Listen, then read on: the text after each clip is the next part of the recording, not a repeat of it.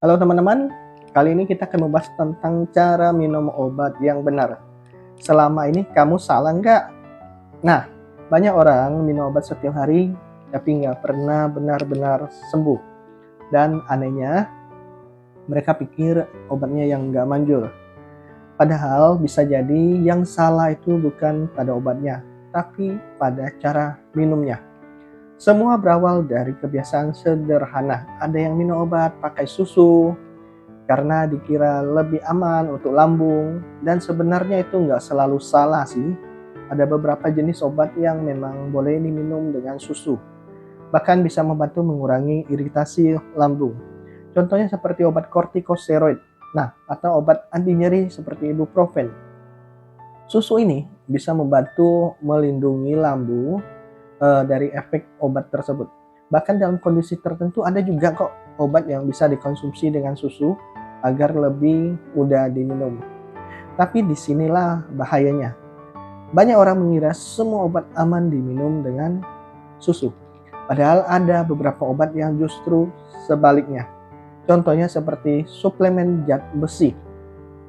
Suplemen zat besi kalau diminum bareng dengan susu, penyerapannya bisa terganggu.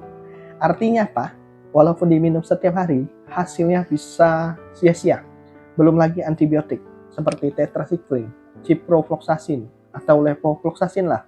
Kalsium dalam susu bisa mengikat obat tersebut, membuatnya sulit diserap tubuh, dan akibatnya pengobatan bisa jadi tidak efektif. Bahkan obat tiroid seperti levothyroxine ini juga bisa terganggu karena diminum terlalu dekat dengan susu. Jadi sebenarnya bukan sekedar minum obat, tapi bagaimana cara meminumnya. Nah, ada beberapa aturan sederhana yang sering diabaikan. Nih, pertama, itu selalu minum obat pakai air putih, bukan teh, bukan kopi, dan tidak sembarangan minuman. Kedua, perhatikan waktu minum. Ada obat yang harus sebelum makan, ada juga yang setelah makan, ada juga yang saat makan. Kalau salah waktu, penyerapan bisa tidak optimal. Ketiga, jangan asal mencampur obat dengan makanan atau minuman lain tanpa tahu efeknya.